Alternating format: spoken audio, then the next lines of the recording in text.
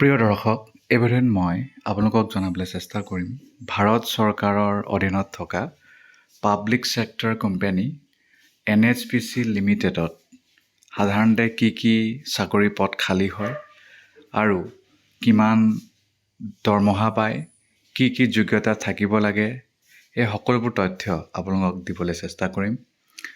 NHPC limited Bharat চৰকাৰৰ নৱৰত্ন এণ্টাৰপ্ৰাইজৰ আণ্ডাৰত আছে আৰু সময়ে তেওঁলোকে বিভিন্ন পদ খালী হোৱা কথা কৈ থাকে।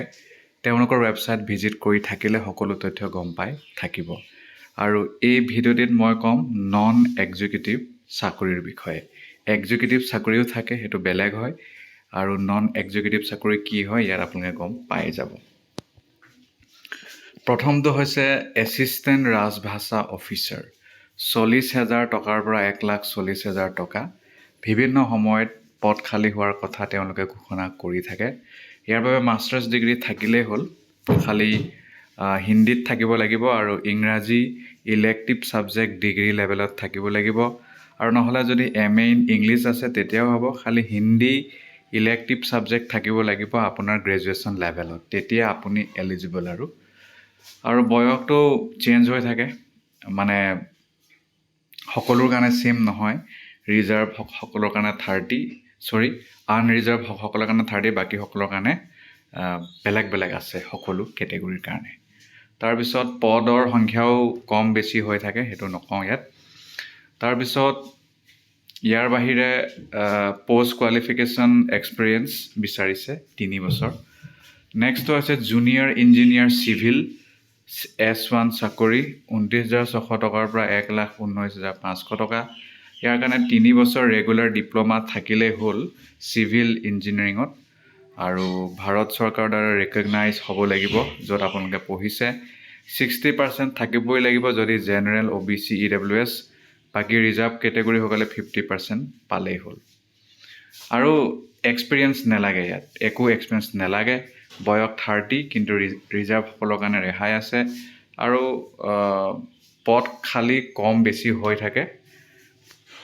তাৰপিছত 3 নম্বৰ আহিল জুনিয়ৰ ইঞ্জিনিয়াৰ ইলেক্ট্ৰিকেল।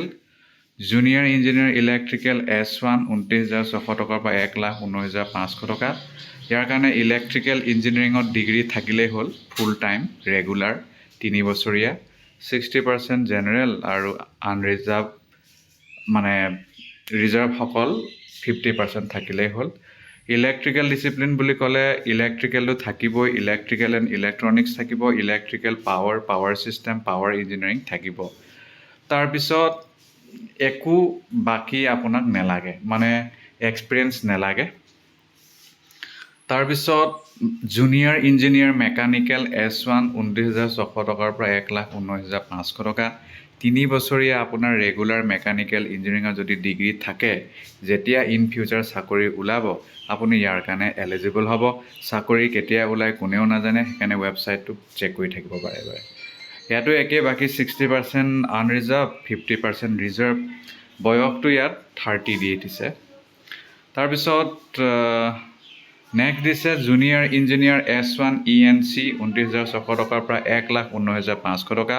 ইয়াৰ কাৰণে আপোনাৰ 3 বছৰীয়া ৰেগুলাৰ ডিপ্ল'মা থাকিলেই হ'ল, ইলেক্ট্ৰনিক্স বা কমিউনিকেশ্যন ইঞ্জিনিয়াৰিং, আৰু নহ'লে ইলেক্ট্ৰনিক্স এণ্ড কমিউনিকেশ্যন ডিচিপ্লিন বুলি ক'লে বহুতো ইয়াত সোমাই যায়, যেনে electronics and communication, electronics and telecommunication, electronics and power electronics and instrumentation and control ইত্যাদি।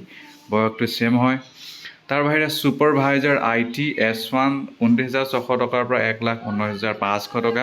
ইয়াৰ কাৰণে আপোনাৰ গ্ৰেজুৱেট থাকিলেই হ'ল, যিকোনো ডিচিপ্লিনত যদি আপুনি গ্ৰেজুৱেট হৈ যাব, খালি লগত DOE SCC A লেভেল কোৰ্চৰ আপুনি চাকৰি কৰা হ'ব লাগে, আৰু মিনিমাম 60% যদি জেনেৰেল হয়, বাকী আনৰিজাৰ্ভ হ'লে ৰিজাৰ্ভ হ'লে 50% হ'ল, বা 3 বছৰৰ যদি পলিটেকনিক ডিপ্ল'মা থাকে কম্পিউটাৰ ছায়েন্স বা IT, খালি 60% থাকিব লাগিব, তেতিয়াও হ'ব।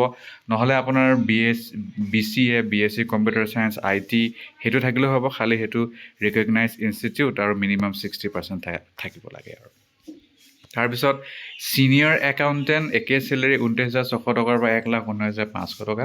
সেইকাৰণে CA পাছ বাৰু কৰা হ'ব লাগিবই, জানেই আৰু। তাৰপিছত আহিল হিন্দী ট্ৰান্সলেটৰ, এইটো অলপ বেছি, 27,000 টকাৰ পৰা 1,05,000, না অলপ কমিছে চাগে, অ'কে, অলপ কম।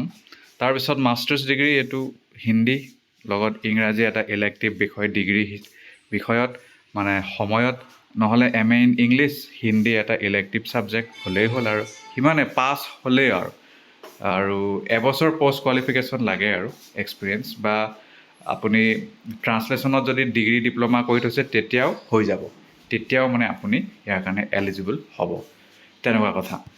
আৰু তেওঁলোকে ৰিটাৰ্ণ পৰীক্ষা পাতিবই। ৰিটাৰ্ণ পৰীক্ষাত আপোনাৰ নিজৰ বিষয়ৰ লগত জড়িত প্ৰশ্ন পাব আৰু বেলেগ বেলেগ প্ৰশ্ন পাব।